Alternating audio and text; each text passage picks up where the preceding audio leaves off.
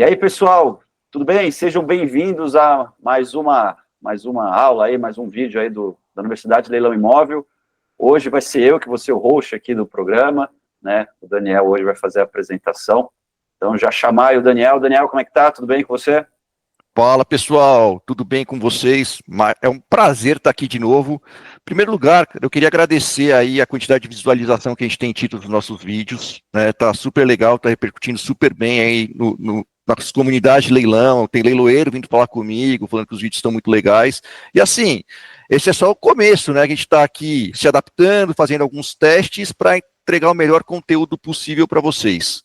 Mas, pessoal, vou já dar aqui também, chamar nosso grande amigo André aqui da Leilão Imóvel, mas se vocês estão gostando, se é um conteúdo de qualidade, compartilha aí, chama os amigos aí para gostar, é legal, isso nos motiva a fazer mais. Deixem perguntas aí no YouTube, a gente vai fazer lives específicas aí para responder perguntas, então isso vai nos motivando a fazer. Então, se está gostando aí do conteúdo dos vídeos, divulga aí para mais pessoas, é importante para a gente ir crescendo organicamente o nosso canal. E aí, André, tudo bem? Como é que você está, meu amigo? Tudo ótimo, prazer estar aqui com vocês mais um dia, e eu estou aqui participando espero que como as pessoas que nos assistem, né? Estou aprendendo muito com vocês, que conhecem demais, e esse assunto especificamente eu acho que é extremamente prático, então vamos aprender junto aí. Maravilha, então a gente está tentando mesclar aqui alguns programas, né, mais assim, de assuntos do momento. Teve um aqui que foi com a doutora Luíse, que foi muito bacana, outros, aquele laço que a gente fez sobre a Globo, e a gente está também fazendo alguns programas um pouquinho mais técnicos. Esse vai ser técnico, mas também vai ser muito prático, porque a gente vai falar sobre análise de matrícula. Obviamente, a gente não vai esgotar o tema, porque senão a gente ficaria alguns dias falando sobre isso, e também, né, nós conhecemos um pouco, mas também não somos especialistas em direito imobiliário registral. Para isso, talvez a gente vai chamar até registradores aqui para conversar com a gente sobre pontos mais específicos, mas se você vai comprar um imóvel, seja em leilão ou não, você precisa... Qual que é o documento primordial que você tem que analisar? Matrícula. Então, a gente vai ter uma aulinha prática aqui com o Daniel, como a gente faz uma análise básica de matrícula de imóveis dentro do leilão. Então, Dani, já passa a bola para você, toca a ficha. Pessoal, a gente fez já 2 episódios que já estão no ar. Se você não viu, volte aí nos vídeos, né, de análise de matrícula. Então, a gente falou bastante sobre o tema, então eu vou dar só uma pincelada do que é uma matrícula aqui, para quem está caindo de paraquedas esse vídeo não ficar tão perdido. A matrícula nada mais é do que o documento que conta toda a historinha do imóvel, né? E ali vai ter quem é o proprietário, qual foi a forma de aquisição desse imóvel, se tem uma alienação fiduciária, se tem uma hipoteca, e vai contar também se tem construção nesse imóvel, se ele é só um terreno.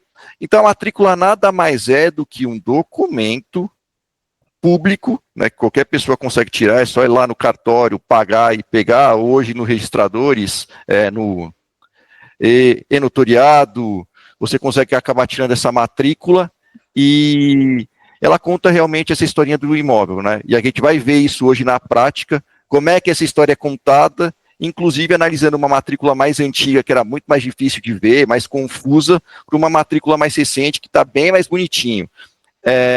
Eu acho que é importante a gente ensinar alguns conceitos que tem na matrícula para vocês entenderem, né? Você vai ver lá um Rzinho, um AV, e muita gente nem sabe o que é isso e qual que é a diferença dos conceitos, né, do registro para uma averbação, por exemplo. O registro nada mais é do que um ato administrativo pelo qual o registrador faz constar na matrícula a transmissão relativa ao imóvel, tá? Então, esse ato, na verdade, ele declara quem é o atual proprietário e qual foi a forma de aquisição desse imóvel. Então, super simples. Você comprou um imóvel, vai ser um registro, tá? A averbação nada mais é do que um ato administrativo praticado pelo registrador que tem por finalidade inserir na matrícula as alterações no bem registrado. Essas alterações podem ser em relação ao próprio imóvel, por exemplo, você acrescentou um andar no imóvel ali, uma casa térrea, você fez um sobrado, isso vai ser uma averbação.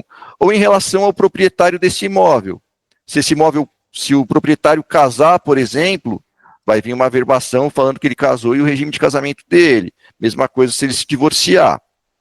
tá? E a pré-notação nada mais é do que uma pré-inscrição feita pelo registrador de um título apresentado para registro, né, que garante a segurança jurídica e a ordem dos registros públicos, tá?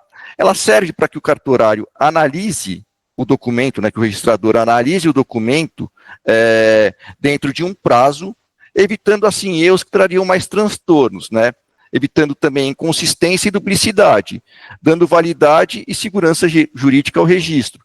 Então, a prenotação nada mais é do que quando você vai lá e pede para fazer um registro do imóvel, o tabelião ele prenota, coloca ali numa ordem, para te dar a segurança jurídica de que se alguém prenotar depois de você, a sua prenotação tem validade, né? Primeiro, ela é anterior, e também para que não aconteçam erros, porque, de novo, pessoal, a gente está falando de uma coisa muito séria, né? Um registro de imóvel que transfere uma propriedade, que se torna dono de um imóvel. Como é que o cara pode chegar lá ao documento e já pegar e já fazer um registro, por exemplo? Isso seria muito perigoso, muito temerário, tá? Então, é muito importante essa questão da pré-notação para dar o tempo para que essa análise seja feita da forma correta e não cause nenhum transtorno. Certo? Agora a gente vai começar. Pode falar, Thiago, vai lá. Opa, Daniel, desculpa interrompê-lo, mas é importante você ter chamado a atenção a isso. Entender como é que funciona na prática. Você chega lá com o título, a sua escritura pública de compra e venda. Você chega lá e você vai fazer um protocolo. Esse título vai ser protocolado e ele vai ser prenotado no livro 1. O registro de imóveis existem 5 livros, né? O livro que a gente vai ver a matrícula ela está no livro 2, que é o registro geral. O livro 1 é o livro o livro que é específico para prenotação. E é como o Daniel falou, às vezes o protocolo ele tem um certo tempo, né? Um pedido certo tempo para ser atendido, mas às vezes pode ter uma dúvida do registrador, vai ter uma nota devolutiva, e o seu registro vai demorar de 30 a 50 dias. Imagine que vai lá, o Daniel compra um imóvel de mim, ou eu compro o imóvel do Daniel. Vou dar o exemplo de eu comprando o imóvel do Daniel, eu compro o imóvel do Daniel, tá tudo certo, e aí daqui a pouco eu faço lá a prenotação do meu título, e 10 dias depois dessa prenotação entra uma penhora, por exemplo, né? Então, o que serve a prenotação para dizer, opa, o título do Thiago foi prenotado, ele vai prevalecer em relação ao título contraditório, que seria o caso uma penhora contra o Daniel. Então, se o meu título for registrado, a prenotação serve que o registro ele retroage a data da prenotação. Então, é super importante, né, que esses conceitos, né, de prenotação, protocolo e princípio, que é o princípio que a gente está falando, o princípio da prioridade. É isso aí, Dani, continua. Pessoal, abrindo aqui a primeira matrícula que a gente vai analisar, e demonstrando na prática, né, como é que eu, Daniel, analiso uma matrícula, tá? E assim, não tem jeito certo, jeito errado, tem gente que analisa de outra forma, a gente prefere começar de baixo para cima, de cima para baixo. Eu gosto de seguir a ordem e acho que didaticamente vai ficar mais fácil de vocês entenderem também, tá? Então aqui em cima, ó, onde tem matrícula, que eu pintei para não expor ninguém, então eu tirei os dados que eu achei sensível na matrícula, né, para não expor ninguém. E aí a gente vai conversando, mas vai dar para entender muito bem como é uma matrícula, tá? Então aqui em cima na matrícula vai estar o número da matrícula, que é um número super importante quando a gente pega um edital de leilão, por exemplo, que está levando um imóvel a leilão, vai ter que constar esse número. E se não tiver lá no site do leiloeiro, inclusive é uma coisa que o André depois pode demonstrar, como é que você acha a matrícula no site da Leilão Imóvel. Que lá tem todas as matrículas dos leilões de imóveis que estão na página do leiloeiro, tá bom? Aqui vai começar a historinha desse imóvel, né? Um apartamento sobre um número tal, localizado em tal lugar, em tal andar, parte integrante do condomínio tal, né? No bairro tal, na cidade tal. Então, nesse início da matrícula, começa contando a descrição do que é esse imóvel, né? Se é um apartamento, se é uma casa, se é um terreno, se for um apartamento, qual é a metragem desse apartamento e etc. Super importante aqui, eu levantei a mão para não interromper o raciocínio. Um ponto super importante, pessoal, já que a gente está falando de coisa prática, né? Eu sempre, como o Daniel faz, eu também faço assim, começo analisando a matrícula pela descrição do imóvel. Se ela pode sofrer alterações depois, né? A gente vai ver isso aí, mas esse primeiro ponto é fundamental comparar o que está na matrícula com o que está na descrição do lote, com eventualmente o que está no edital, para ver se trata do mesmo imóvel, se as informações estão consistentes entre si, e havendo dúvida é fundamental dirimir essa dúvida, resolver o problema, porque é relativamente comum ter erros aí, né, do imóvel que está na matrícula é um, o que está descrito no lote é outro, e isso dá bastante dor de cabeça se você não ter atenção, tá? Então esse é um primeiro ponto importante de olhar. Mas pessoal, vai lá, Thiago, pode falar. Então, assim, acho que o ponto super importante aí, André, tem que bater mesmo, que vale a matrícula. A matrícula, como bem falou o Daniel, é um misto entre uma certidão de nascimento e um diário do imóvel. Certidão de nascimento porque é quando o imóvel ele vem para a vida jurídica, né? Esse apartamento, a partir de dezembro de 1994, ele teve a vida própria dele, com a matrícula própria dele. E ele também é um diário porque vai contando tudo o que vai acontecendo. Então, assim, o que vale é a matrícula, pessoal. Está na matrícula, mas o edital está diferente. A gente pode falar que se o edital é nulo ou não, você pode pedir dinheiro de volta, aí é uma outra discussão que a gente pode fazer em outro momento, mas o que você vai comprar é o que está aqui dentro da matrícula. E o segundo daí, que eu chamaria atenção, isso não vou dizer que poucas pessoas sabem, mas se vocês repararem ali, toda matrícula tem que ter um encadeamento lógico. E esse encadeamento lógico vem da onde? Vem daquela parte ali, registro anterior. O porquê? Porque o registro anterior ele vai remeter a uma outra matrícula. Muito provavelmente são apartamentos, então ele vai remeter a um terreno, que foi feita uma incorporação imobiliária. Às vezes esse terreno, ele vai remeter a uma outra matrícula, que às vezes é uma transcrição. Antes de 1973, a gente não existiam matrículas imobiliárias e sim transcrição, não vamos entrar nesse detalhe. O que eu estou querendo dizer com isso é que você consegue, às vezes, retroagir a história desse imóvel 100, 150 anos. E onde você vai ver isso?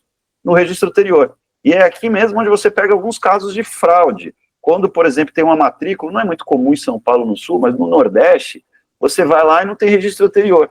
Sei lá, aparece um terreno lá de 20 mil metros quadrados. Aí você vai lá no site da Leilão Imóvel, vou comprar esse imóvel rural aqui. Aí você olha a matrícula, mas não tem o registro anterior. De onde veio essa matrícula? Ela apareceu do nada? Então, às vezes pode ser, não quer dizer que seja isso, mas já é um sinal meio amarelo, falou, opa, peraí, como é que não tem um registro anterior remetendo à criação desse imóvel? Então, para imóveis rurais isso é um pouco mais comum, só que chamar a atenção, que eu acho, às vezes as pessoas não sabem desse detalhezinho, e é o registro anterior que você vai contando toda a história do imóvel, e tem matrículas que vão até terras devolutas, sesmaria. Certidão ventenária, né? No final, a certidão ventenária é justamente para isso, né? Pegar todo esse histórico, né? A de 20 anos, né? Com certeza. Mas é que às vezes a história do imóvel vai para 100, 150 anos, mas com certeza a veterinária em relação a isso. Deixa eu só complementar, Thiago, que a observação que eu fiz. Sem dúvida, a matrícula é o documento do imóvel, né? Mas uma coisa que eu já vi várias vezes é a matrícula que está lá anexada está errada, não é a matrícula daquele imóvel, por isso essa comparação, tá? A matrícula é o documento oficial, mas se o imóvel que está citado no edital é um e a matrícula é outra, temos um problema. O que está errado, o edital ou a matrícula, né? E é bastante comum subirem a matrícula de um outro imóvel, de uma outra unidade dentro de um condomínio, quando tem vários sendo leiloados. É só esse ponto de atenção no processo de análise. Pessoal, e assim, o que eu queria falar, o que o André falou é super pertinente, mas você só vai ligar para o leiloeiro depois que você fizer a análise inteira dessa matrícula, tá? Assim, e se você vê que é uma matrícula errada, sinal de atenção, tá? Ou o leiloeiro, e pode ter sido um erro do próprio leiloeiro de ter subido a matrícula errada. Se for um leilão judicial, vá no processo, né, no despacho do juiz para ver qual é o imóvel que o juiz determinou que seja levado a leilão, tá? Isso também é muito importante. Então, por isso que a análise processual, quando a gente fala de leilão judicial principalmente, ela é essencial, tá? E acontecem várias divergências do despacho do juiz que determinou o leilão, por exemplo, para o próprio edital do leilão, muitas vezes, que é um edital padrão, que o leiloeiro já tem lá construído, né, pela equipe dele, ele só altera os dados principais, como localização de imóvel, etc., e manda para o juiz ver, e aí a equipe do juiz acaba não vendo também, e acaba trazendo alguns transtornos futuros para o arrematante, tá? Mas passando essa parte aqui, continuando, o que a gente estava falando, então aqui, inicialmente, como é que é esse imóvel, essa descrição, e aí aqui embaixo já vem o R1, né, que é o registro, que é o que a gente estava falando, que eu expliquei ali logo no comecinho, né, o que é um registro. Então aqui, ó, por instrumento particular nos termos da lei tal, firmado em São Paulo capital, em 12 de agosto, a propriedade, a proprietária, a construtora tal, já qualificada, vendeu o imóvel objeto dessa matrícula para outra pessoa pelo valor de R$45 mil, tá? Vamos ver de quando essa averbação? 1994, tá? Então, em 1994, teoricamente, esse imóvel valia R$45 mil. Ele foi transacionado por esse valor. Outra coisa importante que a gente pode analisar, e ajuda, às vezes, a fazer a análise mercadológica do imóvel, é pegar os valores que esse imóvel foi comprado na última transação, tá? Se ela for muito distante, pelo menos você já tem uma base de quanto ele valia naquela época, e você consegue ter uma noção da valorização do tempo desse imóvel para tentar concluir o quanto vale, tá? Assim, não é uma regra que funciona 100%, mas é um parâmetro, tá? Querem falar alguma coisa sobre isso? Concordam, discordam? Sim, duas coisas. Vai, Thiago. Não, vai você, André. Você que é o homem aqui, pô. Você que é o cara. Duas coisas aqui para comentar. O valor do imóvel, isso é interessante, principalmente quando são negociações mais recentes. Você tem uma base de comparação.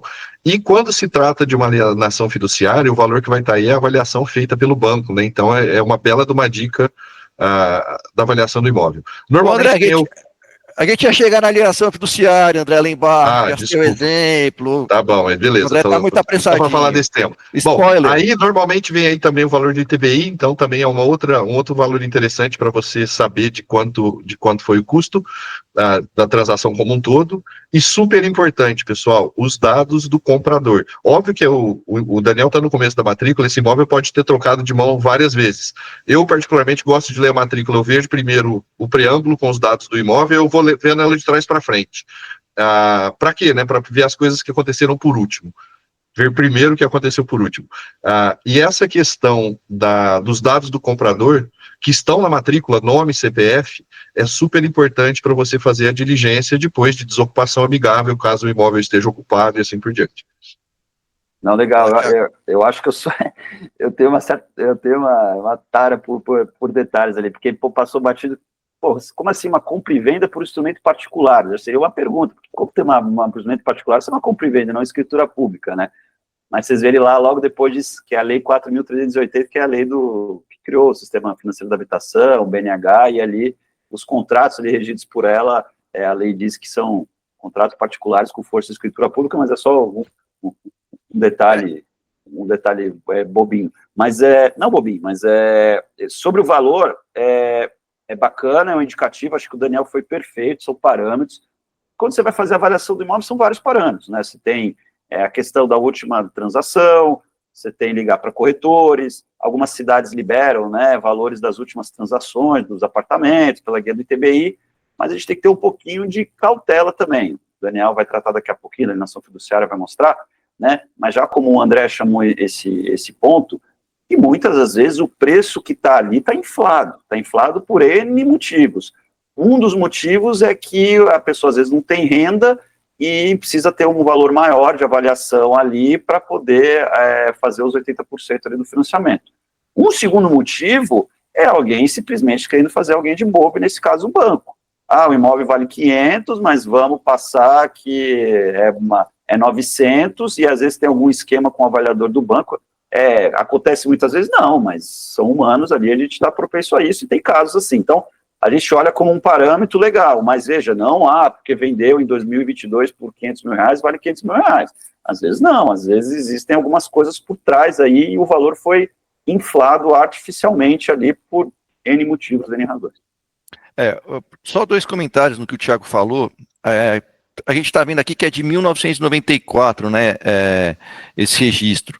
E, tem muita expressão jurídica errada nessas matrículas, principalmente nas mais antigas, né, que, e ficou, e a gente analisando isso hoje, né, com essa questão temporal, evolução, a gente entende como de forma errada, mas a gente encontra vários equívocos, igual o Thiago comentou aqui, do instrumento particular, de registro que deveria ser averbação, de averbação que deveria ser registro, e a gente vai comentando um pouquinho sobre isso também. Eu já vi matrículas que estava uma parte dela escrita à mão, de tão antiga, é um imóvel rural, como o Thiago disse. É impressionante. E aí também tem questões regionais, é uma loucura, né? E ainda bem que isso veio se padronizando com o passar do tempo, e as matrículas hoje elas estão muito mais claras e mais fáceis de visualizar, né? De você conseguir entender o que tem, inclusive até pelo próprio português, né? A gente encontra a matrícula que tem aquele português mais arcaico, que é um absurdo, né? Com referências técnicas complexas, com juridiquês complexo, então é complicado. E o segundo ponto, que eu acho que o Thiago falou muito bem, é essa questão de novo, é um indicativo para você verificar o valor do imóvel. Não significa que aquele valor da transação seja o valor real do imóvel que você vai conseguir vendê-lo por aquele preço, ou um pouco mais, inclusive porque também tem o contrário, né? Tem gente que abaixa o valor para pagar menos imposto. De novo, estamos no Brasil, então é só um indicativo. Não deixe de fazer a sua análise mercadológica porque você viu um valor na matrícula e acha que aquele valor é o real do imóvel, certo? Vamos lá, continuando aqui com a nossa apresentação. Então aqui veio o primeiro registro, né, que vai falar para quem foi esse imóvel, quem comprou, quem vendeu. Passando aqui rapidinho. Outra coisa que é legal, a matrícula ela funciona sempre como frente e verso. Então você vai ver lá em cima o umzinho que é da frente e depois umzinho que é do verso, tá? Aqui a gente já vem para um segundo registro que é legal. Eu marquei o ano aqui porque é interessante, 1994, pessoal. 1994 não existia ainda a lei de alienação fiduciária, tá? Então não teria como esse imóvel ter sido alienado para o banco. O que acontece aqui nesse segundo registro, tá? O banco faz uma hipoteca sobre esse imóvel, tá aqui também marcado em amarelo. Pessoal, vocês estão vendo que o que eu acho interessante, esses conceitos eu pinto de amarelo, tá? Para quê? Para facilitar a minha visualização, ou se tem algum termo que eu não conheço, tá? Aquele termo que causa algum certo de dúvida. Eu pinto e vou pesquisar o que é, por exemplo, uma hipoteca, tá? Desse imóvel. Tiago, quer falar que é hipoteca? Tá fácil, é só ver o nosso vídeo anterior. Os dois. Exatamente. Né? Então a gente já discorreu bastante sobre o tema. Se o Thiago quiser dar uma pinceladinha aqui da hipoteca, toca a bala. Não, toca a ficha. Você falou 1994, lei da alienação fiduciária de 1997, né? Como aquele primeiro registro lá era um instrumento particular, eu falei, muito provavelmente o segundo registro vai ser uma hipoteca, né? E estava aí, eu acho que é isso, né? Então era como os bancos emprestavam dinheiro para as pessoas comprarem os imóveis por meio de hipoteca, que tem vários inúmeros problemas. Uma das razões de alienação fiduciária do imóvel ter sido não criada, né, que é um instituto que já existia no Brasil, a alienação fiduciária de bens móveis, né, de carros, e de bens imóveis já existia, muitos países já adotavam, né, mas o Daniel, perfeito isso aí. Então, o banco lá teve a compra e venda, o senhor João lá comprou do senhor Manuel, da construtora, e o banco emprestou para ele, que foi o nosso querido Banco do Estado de São Paulo, que é o Banespa. O Banespa, né? Banespa virou Santander. Nosso querido Banespa, né? E emprestou o dinheiro lá para o senhor João e falou, mas eu preciso da hipoteca desse bem aí, pelo menos, né? E aí vamos ver o que aconteceu nessa história do imóvel. Eu vou fazer duas observações rápidas. Deixa eu só falar uma coisinha, André, rapidinho. O André está muito ansioso hoje, a gente ia ver lá embaixo da matrícula que o Banespa virou Santander, hein? André, vou te dar um calmante, André. Não, cara, eu não consigo segurar. Então, rapidão, ó. A hipoteca, ainda mais essa de 1994, é uma das causas que gera hoje o que a gente pode chamar quase de lenda urbana com relação a imóveis de leilão, né? Quando só existia esse instituto, era extremamente moroso porque andava tudo na velocidade do sistema judiciário, enfim, a legislação ainda não estava tão consolidada como hoje. Então esse é um primeiro ponto interessante para a gente analisar. E o segundo, que eu já até anotei aqui para eventualmente a gente fazer um novo episódio, é que não é, eu já vou fazer o disclaimer antes aqui para que Daniel e Thiago não me linchem, né, porque eu vou falar de forma super simplista, mas com o marco das garantias do ano passado, né, a hipoteca basicamente virou uma alienação fiduciária, assim, um processo de se fazer, né? Óbvio que eu estou sendo simplista aqui, depois, tecnicamente, eu sei que não é bem assim, mas são observações interessantes de como esse instituto veio mudando ao longo do tempo, né? A hipoteca, na verdade, ela estava em desuso, né? Porque assim, pessoal, qual que é a principal diferença? Existem algumas, mas que eu entendo que faz com que a alienação fiduciária seja muito mais vantajosa para quem está emprestando dinheiro do que a hipoteca.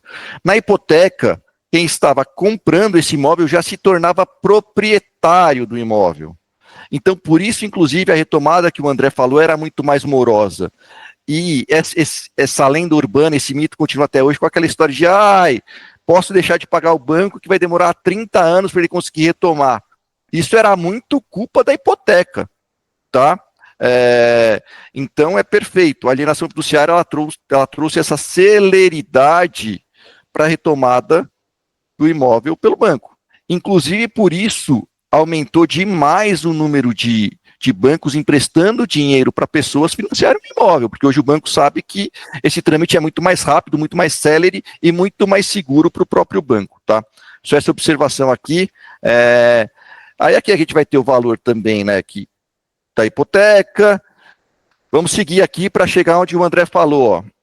A averbação, tá? Por que a averbação? Porque não muda nada em relação à titularidade do imóvel, como foi explicado lá em cima. Tá? Em 1996, houve uma mudança de nome aí do Banespa para outro banco. Houve uma mudança de nome do banco e veio ficar averbada na matrícula, tá bom? Aqui embaixo já conta da incorporação e alteração do Banespa pelo Santander. De novo, olha que legal, a história desse imóvel está sendo contada, né? Inclusive as alterações sociais do próprio banco que emprestou dinheiro para que a pessoa compre esse imóvel. Por isso que eu costumo ver a matrícula dessa forma, para entender tudo o que foi acontecendo no imóvel pela sequência lógica, tá bom? Então aqui houve essa mudança de banco, né, da incorporação do Banespa pelo Santander. Aqui embaixo nós vamos ter mais uma alteração social do nome do banco, tá, que também não vem ao caso, aqui para a gente.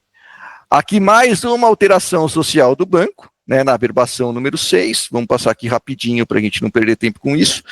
E aqui vem uma coisa importante que eu já grifei aqui na nossa querida matrícula, que é o cancelamento de hipoteca, tá bom? Pelo termo de quitação, autorização para o cancelamento da hipoteca. Isso significa que quem comprou esse imóvel lá atrás acabou de pagar o valor emprestado pelo banco. E o banco deu esse termo de quitação que tem que ser registrado, tá bom? Então, aqui embaixo vem... Quer falar, Thiago? Eu quero, desculpa até interrompendo, mas porque tem dois princípios aí, que é o princípio da especialidade objetiva e o princípio da especialidade subjetiva. O que são isso? A especialidade objetiva é que cada imóvel ele tem que ser bem descrito, e cada imóvel tem outro princípio também, o princípio da unicidade matricial. Cada imóvel uma matrícula, cada matrícula imóvel. E cada imóvel numa matrícula ele tem que ter a especialidade objetiva, as descrições muito bem feitas, né? Tanto que hoje imóveis rurais, né, o André, que é o nosso cowboy aí, que gosta muito de imóveis rurais, hoje as matrículas elas têm que ser georreferenciadas, né? Então você tem que fazer o georreferenciamento por satélite. Então imagina, você tem uma descrição precisa de onde está o imóvel. Alguns imóveis urbanos também são georreferenciados. E a especialidade subjetiva é para saber quem é o dono, quem é o vendedor, quem é o credor hipotecário. Se você voltar ali, por que houve todas essas alterações? Porque, veja, você tinha, para você cancelar uma hipoteca, você precisa ter o termo de quitação. Aí você vai chegar ao termo de quitação, aí na matrícula vai estar, mas esse imóvel aqui, o credor é o Banespa. Não, né? Está uma quitação do Banco Santander, e a coisa não fecha. Então, se você for, muito provavelmente essas averbações foram feitas juntas. O cartório deve ter dado uma nota devolutiva. Não, você precisa juntar aqui os documentos de que houve toda essa... Ó, você está vendo? 14 de dezembro e o cancelamento foi... Volta ali, alteração social. Estou subindo. 14 de dezembro aqui. Dezembro e a alteração... 14 de dezembro, tudo 14 de dezembro. O que aconteceu? Deve ter tido uma nota devolutiva falando, mas, peraí, o credor hipotecário disso aí é o Banespa. Não, mas o Banespa não existe há 10 anos. Me prova que ele não existe mais. Então você tem que trazer outros... Essas são as famosas notas devolutivas. Por quê? Porque o registrador precisa bater, entendeu? Não, se você está tendo um recibo de quitação do Santander, mas conta aqui que o credor hipotecário é o Banespa.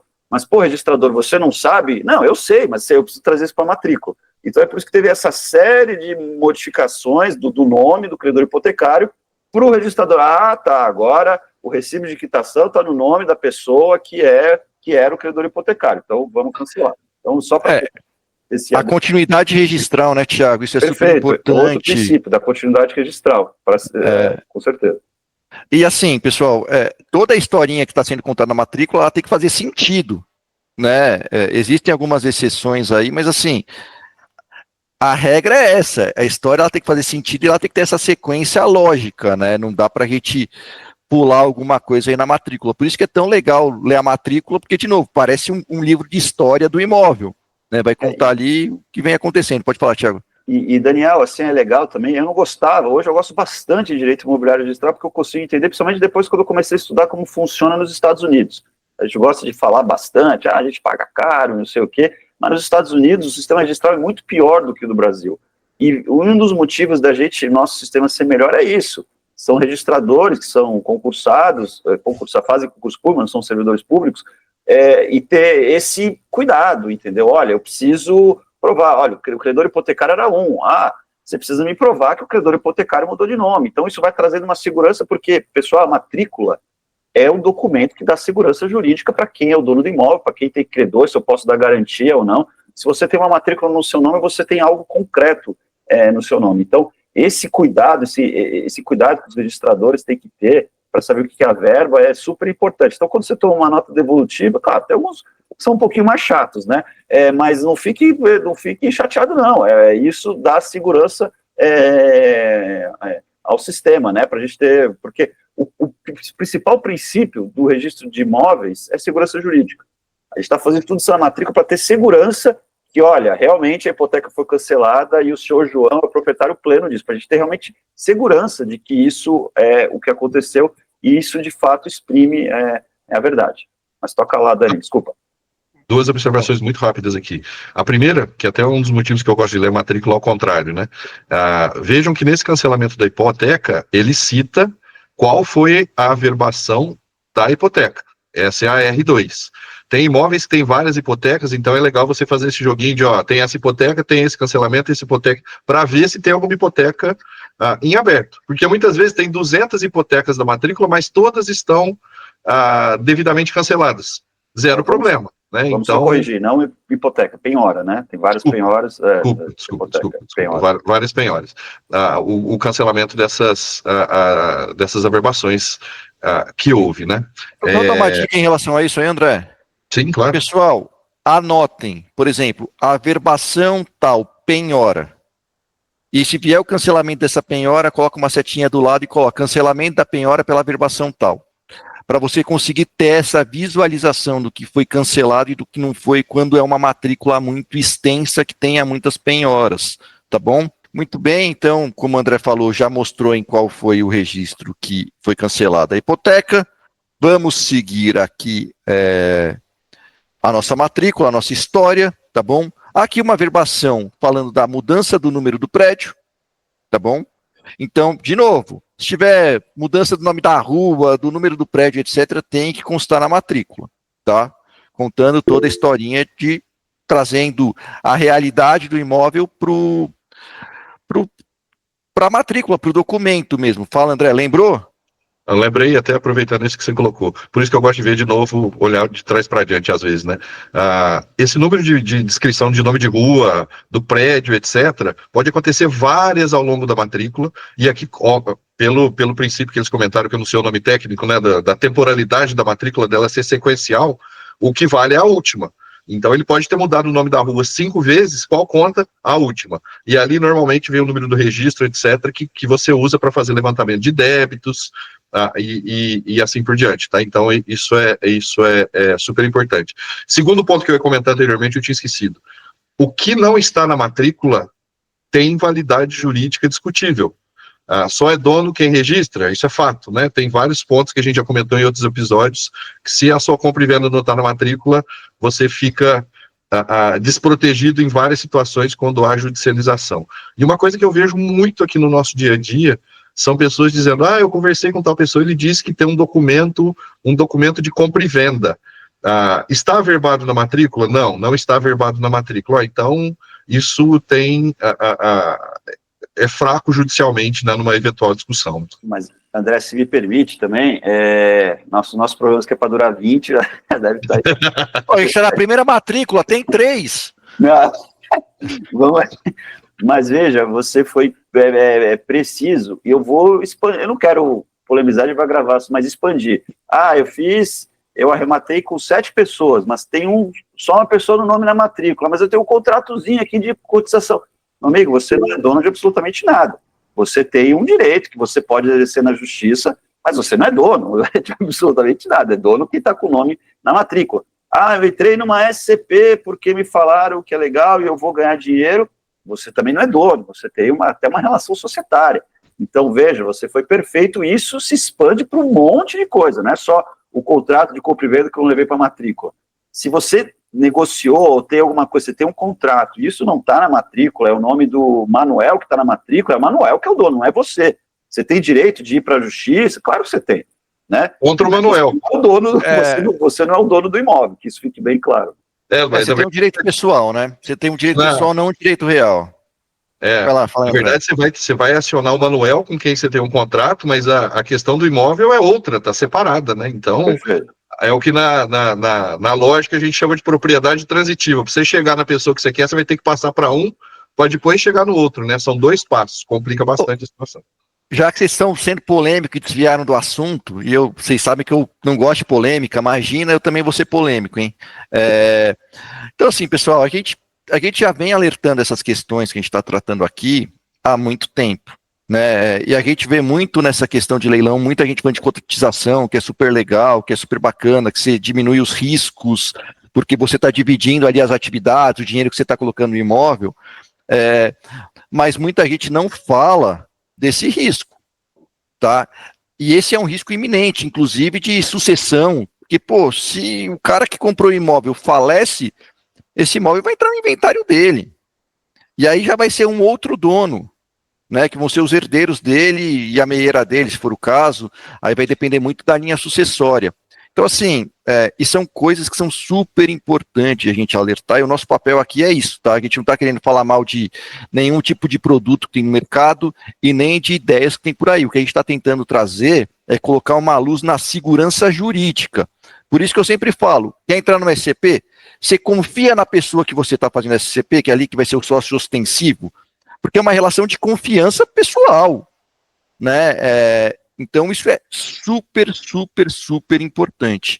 Segundo ponto que a gente fala exaustivamente, só é dono quem registra, tá? E a gente vai bater muito nessa tecla.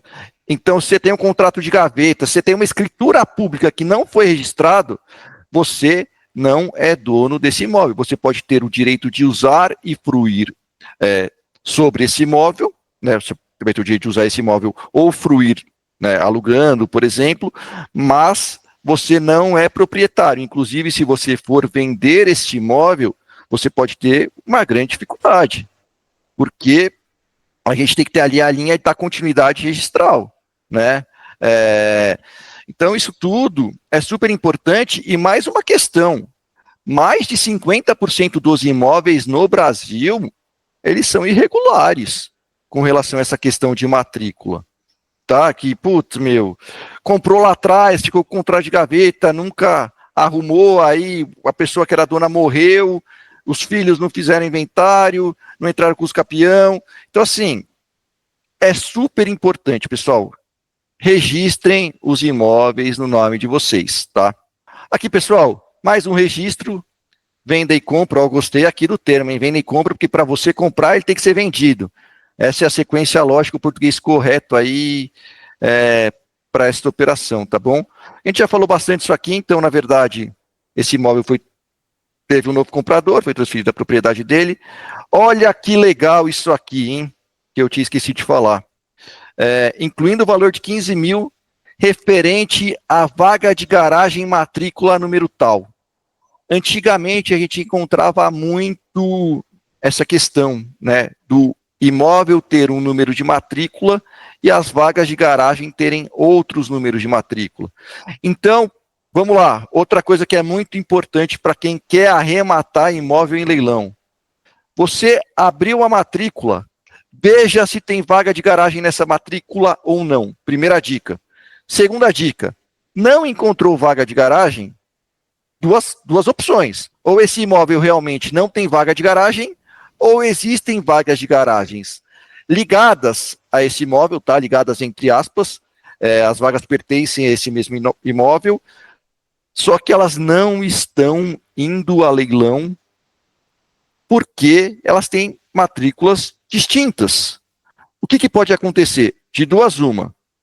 Ou o leiloeiro não se ateve a esse detalhe, pegou as matrículas desse imóvel, da garagem desse imóvel, e colocou a leilão também, tá bom? Ou realmente essas vagas de garagem não estão indo a leilão.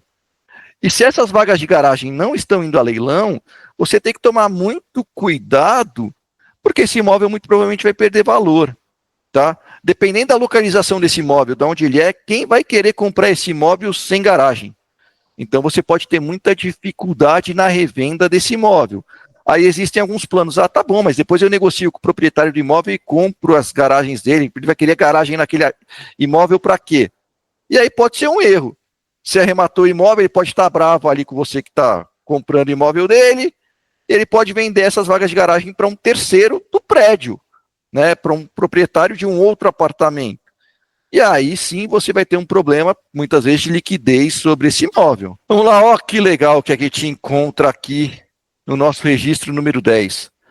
Propriedade fiduciária. O que vai acontecer aqui, pessoal?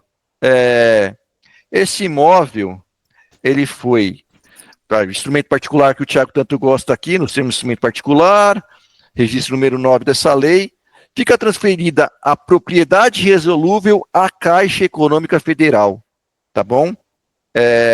Então aqui, pessoal, nada mais é do que esse imóvel foi financiado referente a esse último registro aqui de venda e compra do imóvel.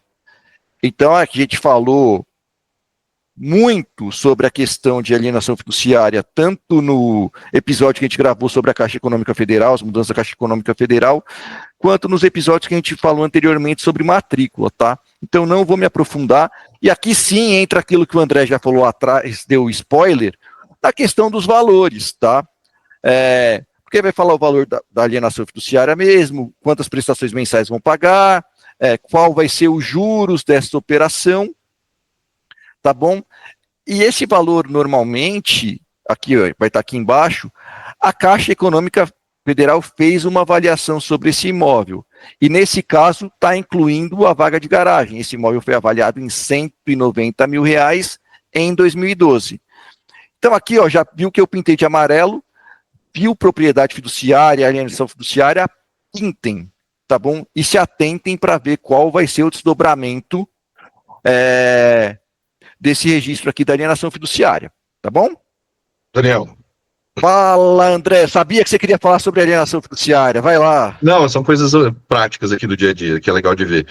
Primeiro que tem, vocês estão vendo aí, à medida que o Daniel passa, que tem várias averbações e registros que acontecem no mesmo dia. Faz uma coisa e na sequência outra. Por exemplo, isso, a compra e venda e a alienação fiduciária, né? Não olhei se está no mesmo dia, mas provavelmente está no mesmo dia. E o ponto que eu queria chamar a atenção para vocês aqui é o seguinte: as condições com que esse imóvel foram negociados com a Caixa. Então, vocês viram aí, tem o valor da entrada, quanto o cidadão usou de FGTS, qual a taxa de juros, quantas parcelas, está tudo descrito. Isso é muito legal, tanto para aprendizado, mas para ter outros usos práticos que você pode ter. Por exemplo, se o FGTS foi usado para aquisição desse imóvel, durante 3 anos, não pode usar FGTS novamente. Então, a gente sempre fala aqui que o uso do FGTS é super importante, é super legal, na verdade, é uma ótima forma de destravar o FGTS para quem tem esse recurso, na hora de você comprar o imóvel. Então, você usa o seu FGTS para comprar. Porém, se você fizer isso, você não vai poder usá-lo, não vai poder vender o imóvel com o uso do FGTS se você fizer a venda em 3 anos, e normalmente a gente quer que o imóvel seja vendido muito rápido, tá? Então são detalhezinhos que são legais de você ver e já permite que você tire várias conclusões sobre o imóvel, as características de financiamento, o uso do FGTS, etc., até para você planejar o seu retorno depois, né? quando é uma alienação fiduciária relativamente recente, a mesma avaliação que a Caixa fez vai estar vigente, então você não vai mudar essa avaliação, né? E essa questão do FGTS é interessante também de olhar. A avaliação você pode pedir de novo, né, André? Você paga lá o laudo e tal e você consegue, né? Pode, mas não é uma coisa trivial. Isso aí é um ponto para a gente aprofundar em outro momento. Então vamos lá. E não é barato, tá? E não é barato. Para um imóvel desse valor aí já é uma coisinha que pesa. Que pesa. É isso aí, beleza. Importante esses comentários, principalmente sobre alienação fiduciária e leilão de Caixa Econômica Federal, que o André é um super especialista. Então, vamos aproveitando aqui esses comentários. E, pessoal, vocês estão vendo que a gente está vendo uma matrícula, o tanto de desdobramento e o tanto de assunto que a gente está trazendo, tá? Ô, Daniel, vamos aproveitar só um spoilerzinho não, um convite. Nós fizemos esses 3 episódios para tratar bastante aí de questão do direito registral, da análise da matrícula, do provimento 188 recente, etc. E agora, para concluir, nós vamos fazer uma live de perguntas e respostas. Então, anotem suas dúvidas, podem colocar aí nos comentários, Instagram, YouTube, etc. E a gente vai fazer uma live para responder todas as perguntas e aprofundar um pouco mais. Aí, pessoal, depois da alienação fiduciária, o que nós temos aqui? A nossa famosa penhora, né? Então, de novo, já grifa o penhora ali de amarelo, não sabe que a penhora, vá nos nossos vídeos anteriores, o Thiago deu uma explicação excelente num vídeo anterior aí sobre o que é penhora, a gente aprofundou bastante no tema, inclusive falando das diferenças dos gravames, tá? Dos ônus e gravames aí dos imóveis. Então aqui a gente tem uma penhora que também vai contar toda a historinha, né, da onde vem essa penhora, relativo ao processo número tal, que é uma execução civil nesse caso. Pessoal, por que é importante saber que é uma execução civil? Isso entra no famoso concurso de credores. Inclusive a gente vai fazer um episódio falando só sobre concurso de credores e no que ele afeta a arrematação, se é que afeta ou não, e aí a gente vai aprofundar bastante nesse tema, tá bom? Então aqui também está falando de qual vara que foi, né? 4ª vara desta comarca, movida, aí vai falar quem está movendo a ação, contra quem é essa ação, e legal, ó, aqui já fala que é em face da devedora fiduciante, tá? Então isso vai dar, lá na frente aqui a gente vai ver na continuidade, que o que foi penhorado, neste caso, não foi o imóvel, foram os direitos da devedora fiduciante. É o famoso leilão de direitos que assusta muita gente e com razão, tá? Então aqui nessa matrícula a gente tem um exemplo de uma penhora de direitos. Se esse bem for a leilão, nesse leilão judicial, o que teria que acontecer? Teria que ser leiloado os direitos, a Caixa teria que ser intimada desse leilão, e quem comprar, muito provavelmente, teria que pagar o valor restante da alienação fiduciária. Existem exceções, mas essa é a regra, tá bom? Continuando aqui na nossa matrícula, depois da penhora de direitos, o que nós temos? Nada. Acabou essa matrícula, tá bom? E aí, Thiago? Seria um leilão tranquilo de arrematar ou não seria? O que você acha? Conta para nós. Bom, estou partindo do pressuposto, então, que a gente não está falando até porque não tem a consolidação da propriedade, não é um leilão da Caixa. Se fosse um leilão de retomada da garantia fiduciária, tranquilo, né? Essa penhora aí dos direitos, ela cai, a gente não precisa ter grande cuidado. Não sei, talvez... Ô, Thiago, mas você passou batido numa coisa que gera muita dúvida, tá? A gente recebe essa pergunta várias e várias vezes. Tem a alienação fiduciária e vem uma penhora depois. E aí o imóvel vai à venda por inadimplência da alienação fiduciária. E aí? Pô, e aí, assim, primeiro, dá uma lida lá no meu livro, que tá tudo explicado. Não, eu já li, eu tô falando para os outros. mas pessoal, vamos comprar, livrozinho tá barato, hein? Mas livrozinho você foi bom, tá bom, beleza. Mas veja, que existem muitos detalhes, assim, eu posso falar... Olha o livrozinho aqui, pra você falar que não tá de cabeceira, ó. Ó, boa. Eu e o Daniel, com certeza, pode falar pelo menos de umas 15 coisas aqui. Eu tô falando de 15 coisas, não estou exagerando. Veja, se for esse caso simples, teve a penhora foi expressa, que foi dos direitos do devedor fiduciante. Não é uma execução condominial. A Caixa consolidou a propriedade, tranquilo, tem aí o artigo 27, eu até falei na última aula do provimento, parágrafo 11, parágrafo 10, parágrafo 11, tem que baixar. Como é que eu vou baixar isso? Você vai ter que peticionar lá, dizendo, juiz, foi consolidada a propriedade, eu arrematei o imóvel, a penhora for os direitos do devedor fiduciante, o fiduciante não tem mais nenhum direito. Por favor, para dar uma limpada aqui na matrícula, lança um ofíciozinho aí para eu levar para o registro de imóveis, ou já manda direto para o ofício de registro de imóveis para baixar essa penhora. Então, esse é o caso tranquilo. Agora, veja, e se essa penhora aqui fosse da penhora do próprio imóvel? Porque acontece também. Em teoria, o STJ há muito tempo entende que você pode só ter que penhorar os direitos do devedor fiduciante. Mas, atualmente, existe uma controvérsia no STJ que, em relação a dívidas condominiais, a terceira turma, para tratar de matéria de direito privado, que a gente está falando aqui, são 2 turmas no STJ, a terceira e a quarta. A terceira turma, ela entende não. Você não pode penhorar o imóvel, mesmo sendo uma execução condominial, mesmo sendo dívida própria terreno. Já a quarta turma, desde 2023, vem entendendo que não. Olha, por mais que seja alienação fiduciária, por mais que o artigo 1368, se não me engano, B, diz que não pode, o credor fiduciário só responde depois de consolidado, não. Pode penhorar imóvel, dívida própria terreno. Então, você entende que, para responder a sua pergunta, precisa de alguns detalhes aqui. Aqui eu não sei saber se é uma execução condominial, mas se não for uma execução condominial e a penhora aqui está tranquila, que é sobre os direitos do devedor fiduciante, você não vai ter grandes problemas se você fizer a arrematação por meio da assessoria aí do nosso leilão imóvel. Só complementando o que o Thiago falou, que foi muito preciso, essa discussão que está no STJ aí entre decisões conflitantes da terceira e da quarta turma traz uma questão muito legal.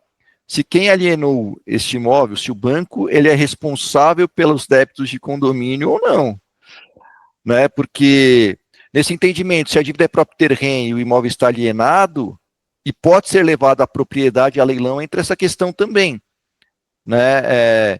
E aí vão ser cena dos próximos capítulos para ver como é que qual entendimento vai prevalecer. Isso, né? Só fazendo um complemento, Dani, com certeza. E veja, existem muitas pessoas, vou fazer uma proposta condicionada, o dinheiro, porque veja, é um erro que os juízes cometem, porque, André, quando a gente fala de leilões, nesse tipo de caso, é o leilão judicial, vamos supor que não fosse a Caixa, o leilão, mas vamos supor que fosse o leilão dessa penhora, é o leilão judicial encontrando com o leilão extrajudicial, né? E os juízes às vezes não entendem muito bem. Por quê? Porque se eu penhoro o imóvel, vou avaliar o imóvel, mas eu penhorei os direitos, eu tenho que avaliar os direitos, não o imóvel. E aí que tem a grande confusão. E como é que eu avalio os direitos? Qual que é o direito que o devedor fiduciante tem? De pagar a dívida e reaver o imóvel para o nome dele. Se o imóvel vale 1 milhão e a dívida é de 200 mil, legal, esse direito vale 800 mil. Como é que eu cheguei no 800 mil? Vale 1 milhão. Se eu pagar 200 mil, o imóvel de 1 milhão vale, quer dizer que meus direitos valem 800 mil. Então é isso que deveria ser avaliado, mas não é isso que acontece na justiça. Eles avaliam o imóvel inteiro, e isso é um erro. Vamos supor que um imóvel vale 1 milhão, e eu tenho 800 mil reais de dívida. Eu vou avaliar o imóvel, os direitos valeriam 200 mil. Eu teria que penhorar esses direitos por 100 mil reais, né? E não o imóvel inteiro. E aí se tenta fazer uma enjambração do meu jeito, porque, veja, se eu penhorei os direitos, o André tinha os direitos, o arrematante vai lá e compra os direitos.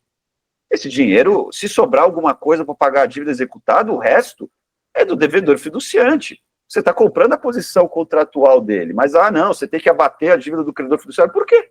Eu penhorei os direitos, você tá me expropriando 100% dos meus direitos, né? Se eu for pagar a dívida do credor fiduciário. Mas por quê? Porque avalia o imóvel. Então, é um assunto que tem muitos detalhes, é um pouco mais complexo, eu acho que a gente pode fazer até uma série sobre isso. Por quê? Porque tem muitos leilões assim. E tem a quantidade, uma vez eu fiz uma pesquisa, foi do ano passado, eu fiz no Tribunal de Justiça de São Paulo, de decisões judiciais sobre esse tema, eu encontrei no mínimo umas 50, do ano de 2023 a 2024. Então quer dizer que tem muita gente arrematando esses imóveis, às vezes sem saber muito bem, e tem decisão judicial para todos os lados. Então é algo que as pessoas erram bastante, não entendem tão bem, acham que uma proposta condicionada pode salvar tudo, não é bem assim. Então acho que seria um tema legal para a gente fazer até uma série, viu? Porque é um tema mais complexo e tem várias ramificações. Já anotei aqui. Deixa eu só falar uma coisa aí sobre o que o Thiago falou. Eu já devo ter feito mais de 10 mil editais de leilão judicial tranquilamente, tá? De novo, tenho mais de 1.000 arrematações contando tudo tranquilamente também. E eu, Daniel, nunca, assim, não é que eu vi uma vez, eu nunca vi um imóvel que avaliou realmente o valor dos direitos, tá? Todas as avaliações que eu vi são do valor da propriedade, do imóvel. Então, o que o Thiago falou é muito pertinente. E se algum de vocês já viu, comente aqui, porque é bem legal. Seria uma novidade, inclusive, para mim, que já vi meu. De novo, muitos editais e já tive muitas vendas. Mas eu acho que, assim, só complementando também o que o Thiago falou, isso é muito culpa, pessoal, de pessoas que encontram um imóvel e conseguem manobrar, né, fazendo o direito se transformar em propriedade, não tendo que pagar a dívida, que fala que dá para fazer isso e vira uma regra. Não é regra, pessoal. E, de novo, você arrematar esse tipo de imóvel, você está assumindo um certo risco. Você pode conseguir levar a propriedade? Até pode. E eu não vou entrar no mérito se é a forma correta, se não é a forma correta. Mas isso não é regra. A partir do momento que você faz essa compra, você está assumindo um risco. Inclusive, tem um caso aqui em São Paulo que foi muito emblemático, circulou demais nos grupos de leilão, de um imóvel no Brooklyn, né, avaliado em 3 milhões de reais, o arrematante, direitos, né, mas o edital não estava muito claro que era direitos, até aí ok, e o arrematante comprou esse imóvel, só que de dívida de alienação fiduciária tinha mais de 2 milhões e meio de reais. E aí ele pediu para o juiz pedir a carta da propriedade, o juiz falou que não, o arrematante pediu a desistência da arrematação, o juiz concordou, mas falou que ele teria que pagar a comissão do leiloeiro. Então, 1,5 milhão de reais, 5%, o cara perdeu 75 mil reais pelo risco que ele correu. E poderia ter sido muito pior. Não, ficou barato.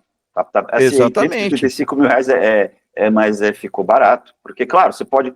veja, pessoal, acho que o Daniel foi... tem alguns casos da jurisprudência, até cito no livro, claro, mas você consegue achar casos. Tem alguns... Tribunal de Brasília, mas, pessoal, não dependo de boa vontade do judiciário, por favor. Assim, se tem algum juiz, não é nada contra o juiz, judiciário, mas veja, você vai colocar seu dinheiro em risco porque eu tenho uma tese, eu vou fazer uma proposta condicionada aqui, tem vários exemplos de propostas condicionadas que pode ser. O juiz pode homologar, você pagar, e a pessoa que se sentir prejudicada, se questionar isso. Não, mas peraí, eu sou credor fiduciário, você está dando uma canetada na minha dívida aqui, eu não estou concordando com isso, porque alguém atravessou uma petição nos autos, eu vou jogar fora a lei 9.514, não é assim que funciona. Alguns casos pode funcionar, sim, tem arrematantes experientes, profissionais, que conseguem, legal, tome cuidado, assim, porque quando a gente depende de decisões do judiciário, é difícil, não é uma canetada do juiz de primeiro grau que a história acabou, não. Existem recursos, existem ações anulatórias, existe um monte de coisa. Então, para fazer você que está começando, fez algumas arrematações, mas principalmente se você não é advogado, não vivencia o judiciário, calma, cautela. Não é que existe um caso, e eu vou encerrar aqui também essa minha participação. Tive um caso de sucesso, legal. Quando você tiver 17.253 casos de sucesso, e você tiver uma significância estatística robusta, e que isso é espalhado por todos os tribunais de justiça do Brasil, você vai falar comigo que não, dá para fazer isso. Eu tive um caso na terceira vara civil de Americana, não, calma, tudo bem, na terceira vara civil de Americana funcionou, mas será que na 12ª vara civil de Salvador vai funcionar? Não sei. São judiciários, entre aspas, né, com análises diferentes, então calma também. Um único exemplo específico, por isso que nós precisamos saber a técnica, saber a teoria. Todo mundo fala muito de prática, é muito importante, mas uma prática bem feita, ela depende de um conhecimento teórico mais aprofundado, para você saber onde você está pisando. E aí você vai construir seu conhecimento prático, fazer mentorias com pessoas com mais conhecimento prático, maravilha, eu acho que é isso mesmo. Não adianta a teoria ser uma prática, mas calma, não é 1 ou 2 exemplos, descobriu a fórmula de como controlar o judiciário brasileiro, porque seria maluquice, né? O judiciário brasileiro é complexo, não é assim que funciona.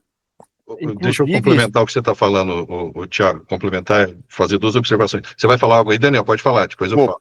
Posso complementar? Não, e assim, acho que outro ponto que foi muito legal que o Thiago trouxe é que, puta, tá bom, vai ter recurso. Quanto tempo esse recurso vai ficar pendente para ser julgado e você ali com o seu dinheiro parado? E, pessoal, tem uma situação que pode ser pior ainda, tá? Você pode conseguir a sua carta de arrematação, né? E aí ela entra naquele critério que ela é revogável, irretratável e etc. E o banco questionar isso numa ação autônoma, falando que ele quer receber.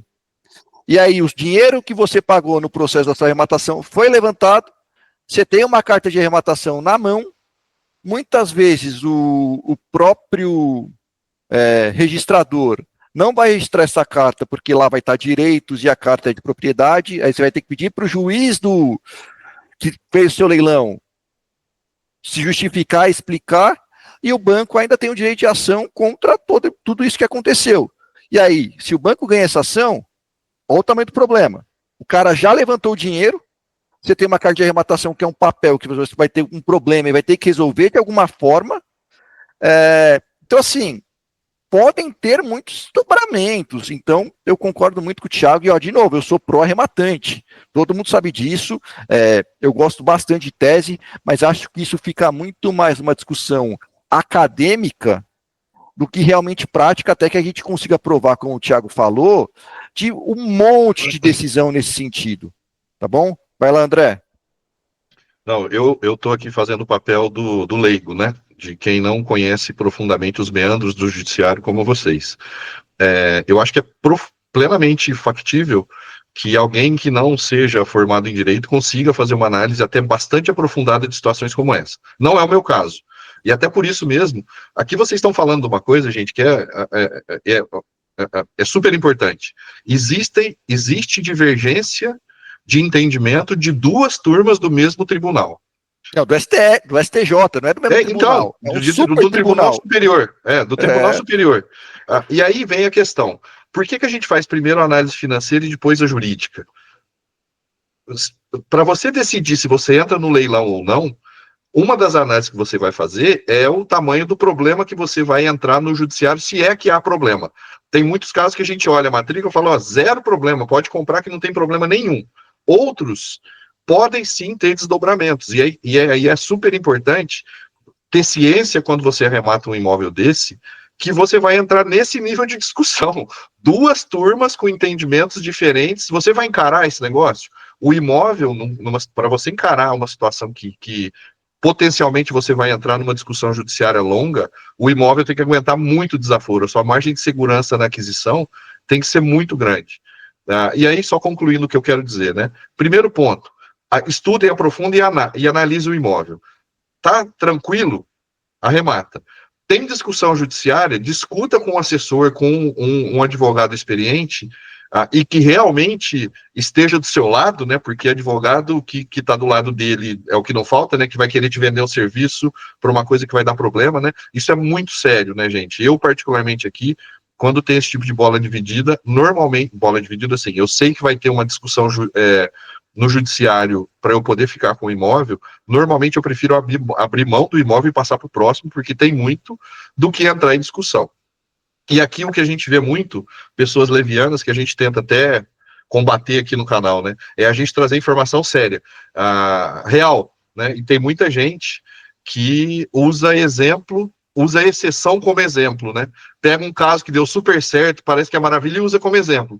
Eu acho isso um pouco leviano, né, porque você induz as pessoas que são menos experientes a achar que aquilo vai dar sempre certo, e não é assim. Já temos casos aqui que deu certo numa situação, como o Thiago bem lembrou, cada tribunal e cada juiz interpreta de uma forma, né? Então, e aí? Você vai querer entrar nessa discussão? Ter várias alçadas de decisão no judiciário para chegar na conclusão final e que pode ser desfavorável? Isso é super importante da gente ter bastante atenção. André, eu queria tratar do outro assunto muito rápido, mas se vocês tiverem mais alguma observação disso. Eu tenho, cara, isso que você falou é muito legal, porque assim, na minha experiência prática, pessoal, eu tenho muita procura de cliente, de novo, é que eu não pego mais, não faço esse tipo de assessoria, que eu acho que não vale a pena, de gente que viu um vídeo na internet e fez tal coisa porque A, B ou C ou D falou, então, e aí liga, Daniel, tô com esse problema e não consigo resolver, o que eu faço, mas fulano falou tal coisa, então isso acontece demais, e assim, Não estou querendo falar mal de ninguém, existem excelentes cursos, excelentes vídeos de pessoas que, inclusive, são minhas amigas que fazem aí, inclusive estão no YouTube, né? Agora são nossos concorrentes, piadinha. Mas assim, busquem mais de uma fonte de informação e tenham segurança do que vocês estão fazendo. Eu, Daniel, acho que dá para entrar em quase todos os tipos de leilão, tá? E eu mantenho a minha posição. Só que assim, saiba o que você está fazendo e o risco que você está correndo. Saiba, tenha ciência, tenha segurança do que você está fazendo. Cara, não tem segurança, não sabe como é que você vai manobrar, e assumindo esse risco de manobra, inclusive, não faça. Sim, não faça. Vou repetir, saiba o que você está fazendo, senão não faça. Porque o seu risco é muito grande. E aí depois é o pessoal que fica falando mal de leilão, que leilão não dá certo, que leilão não é bom, que leilão não é legal. Leilão não é legal porque você entrou numa roubada que você não sabia sair. Inclusive, eu tenho vários amigos advogados super experientes que me ligam para fazer consulta nesse tipo de caso. E aí, agora, o que eu faço? Eu falo, cara, faz essa tese e boa sorte, porque ninguém sabe o que vai dar. É isso. Ô, Daniel, você disse uma frase aí há pouco que você entraria em qualquer tipo de leilão. Isso é o Daniel, que fez mais de 10 mil editais, participou de 1000 arrematações. O Thiago, que tem uma experiência André, deixa eu só te vastíssima nesse corrigir. sentido, né? Eu não falei que eu entraria. Eu falei que dá para entrar em quase todo tipo de leilão. Sim. E dá. É só ponderar. Acho que a gente não precisa elocubrar mais sobre isso, não. Tomem cuidado com esse tipo de questão. Só para. Não sei se você vai tratar disso nas outras matrículas, vamos ser mais rápido nessas aí.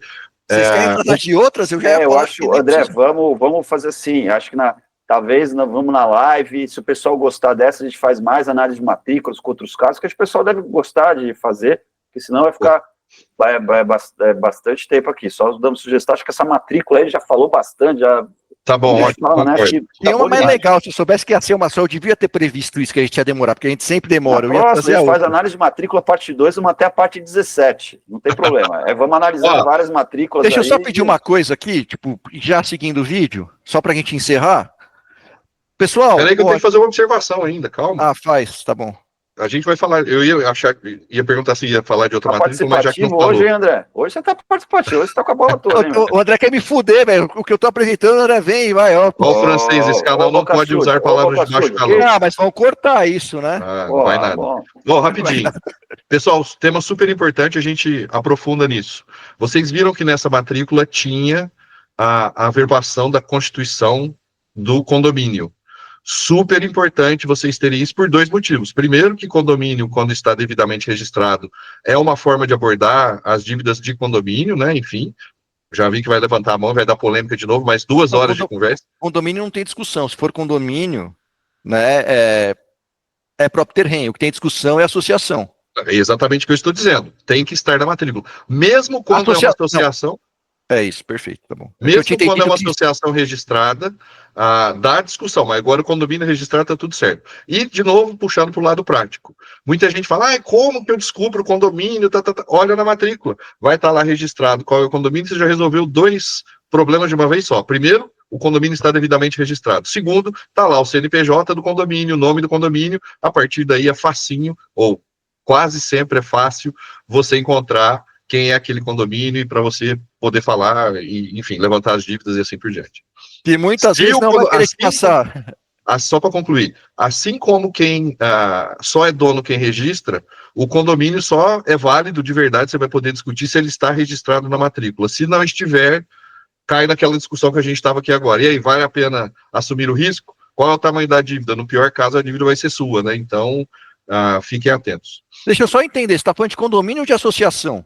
Dos 2. Estou falando que é importante estar registrado na matrícula. Condomínio é condomínio registrado, bonitinho, tem CNPJ, é uma personalidade jurídica independente. Me corrijam os termos que eu uso aqui, se não estão tecnicamente corretos. Eu vou te corrigir alguns. Então, pode corrigir. Mas primeiro, assim, o condomínio não tem personalidade jurídica. O que é ter personalidade jurídica? É você poder ser acionado. Detentor. Não só acionado, ser detentor de direito. Então, o condomínio não tem personalidade jurídica. Se discute muito se o condomínio poderia comprar um imóvel. Com certeza não. O condomínio penhorou. Ele poderia adjudicar um imóvel no CNPJ dele. Por que CNPJ? Para ele ter uma vida fiscal. muitas decisões judiciais entendem que sim, mas o condomínio não pode, eu vou comprar, sei lá, ações do Banco do Brasil. Pô, foi para isso que eu entrei, comprei um apartamento para o condomínio ficar fazendo coisa. É por isso que ele não tem personalidade jurídica para ser sujeito de direitos e deveres. O condomínio, na verdade, não é registrado na matrícula, é registrado no livro número 3, que é o registro auxiliar, ou seja, registra daí a convenção de instituição do condomínio edilício. Mas, beleza, eu entendi o ponto. Mas o que você falou é correto, né? Eu não vou entrar aqui na associação, porque a associação é um termo e próprio tem, é mais complexo, a gente faz só um programa sobre isso. Mas sim, né, existem muitos casos onde, né, que não houve a instituição apropriada, principalmente matrículas mais antigas, né? Deixa eu só fazer um pedido final para o André aí. O André, compartilha sua tela, cara, e mostra para o pessoal como é que acha uma matrícula na Leilão Imóvel, cara. Acho que é uma oportunidade válida aí. Bora, vai lá. Vou parar minha apresentação aqui, você toca o pau. Queremos ver como achar matrícula na Leilão Imóvel. Vou entrar aqui nos imóveis da Caixa, por exemplo, mas poderia ser qualquer um. Procurei o imóvel, fiz a busca, entro na página, tá aqui a matrícula, tá aqui o edital, tá? Então, tão simples quanto isso. Clico na matrícula, tá lá ela pra gente analisar. Essa tá bonitona, novinha e tal. Pronto, respondido? André, precisa estar logado para conseguir pegar a matrícula no site da Leilão? Não precisa estar logado. Deixa eu pegar um judicial aqui, só para mostrar um outro caso. Facinho, hein? Não precisa nem estar logado no site para fazer isso. É tudo aberto, uma barbada. Cara. Beleza, tá lá de novo, ó. Esse é um leilão judicial, tá aqui. WSP Leilões, matrícula e edital. Super simples. Nem sempre tem, tá, pessoal? Tem leiloeiros que são difíceis da gente conseguir pegar os dados, mas normalmente edital e matrícula estão facinhos aqui. 3 cliques você chega nos dois. Pessoal, então é isso aí. Ó. Matrícula é um documento essencial. Vai entrar no leilão judicial, faça essa análise, tá? Não dá para entrar num leilão judicial ou extrajudicial sem analisar a matrícula. É um documento obrigatório de análise, tá? Quero voltar para a minha posição de host. Todo mundo sabe que eu não sou fã de direito registral. Para mim é mais uma obrigação do que um prazer, como é para o Thiago, né? E me deram a incumbência de falar disso aqui. Eu queria puxar a orelha dos dois, mas foi um prazer estar falando aqui desse tema, tentando demonstrar um pouquinho de como eu faço, né? Que também não é uma regra, mas para esclarecer mais essas dúvidas de como você deve pintar a matrícula ali e pesquisar questões que você tenha dúvida, tá bom? E foi um super prazer estar aqui com os meus amigos de novo, com o Thiago e com o André. E até o próximo episódio, tá bom? Curtam, compartilhem, espalhem para os amigos, para que nos incentive a continuar fazendo esse tipo de conteúdo para vocês. Pessoal, e só complementando e fechando aqui também a participação de hoje, o episódio de hoje, terça-feira, que dia que é terça-feira? Cadê o calendário, gente? Terça-feira, dia 18, às 19h30, a gente vai fazer uma live para aprofundar e esclarecer as dúvidas que vocês tenham sobre esse tema de análise de matrícula, tá? Então, tragam suas dúvidas, se for o caso, não sei se vai dar aqui, mas já fica o convite, tragam as matrículas que vocês viram e tenham problemas para a gente olhar isso ao vivo. Eu não vou falar nada porque eu falo bobagem, então o Daniel e o Thiago com certeza vão poder esclarecer as dúvidas que vocês têm. Eu acho que caso prático é sempre legal, né? Não é para trazer exemplo de exceção, como a gente disse que é ruim, mas para a gente pegar esses casos que não são tão triviais de se olhar e tirar e tal, e até trivial, na verdade, a gente fala que uma coisa é trivial para quem conhece do assunto, né? Para quem não conhece, aquele tema que a gente estava olhando agora, você viu que nada é tão trivial, né? Eu gostei do que o Thiago disse, onde o judicial encontra o extrajudicial, né? Tem uma alienação fiduciária e logo na sequência uma penhora. E aí, como é que fica essas coisas, né? Então é legal a gente ver esses detalhes porque são super importantes.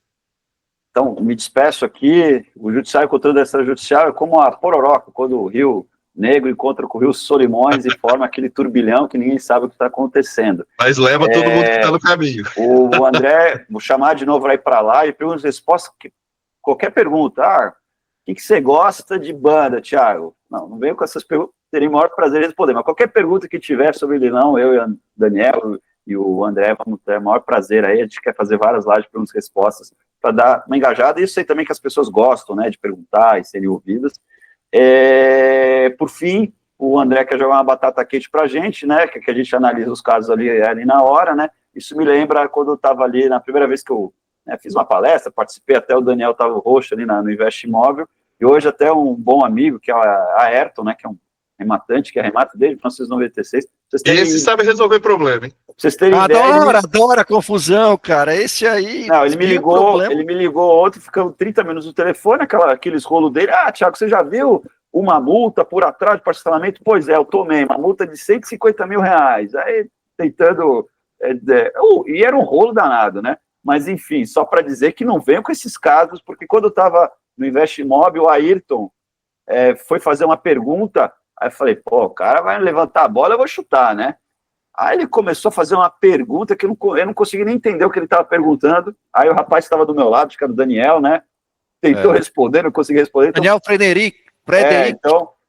Então, assim, na live, veio com matrículas tranquilas, hein? Não veio com sessão de direito hereditário, que tem um espólio que morreu, não, né? Por favor, porque daí precisa de tempo para analisar. Deixa eu só fazer um adendo aqui, já que você falou no nome, cara. Queria mandar um abraço para o Daniel Frederic. Inclusive, ele está assumindo a comissão de leilões da OAB de Minas Gerais. Então, também um negócio super legal, aí uma super novidade, para ver como o leilão está se tornando um assunto quente, importante, que até a própria OAB está com comissão de leilão, já temos uma no Rio de Janeiro, agora temos essa aí em Minas Gerais, então um abraço para ele, boa sorte dessa empreitada aí na comissão, tá? Um abraço, Daniel, valeu. Então é isso, encerramos por aqui, um grande abraço e nos vemos nos próximos programas.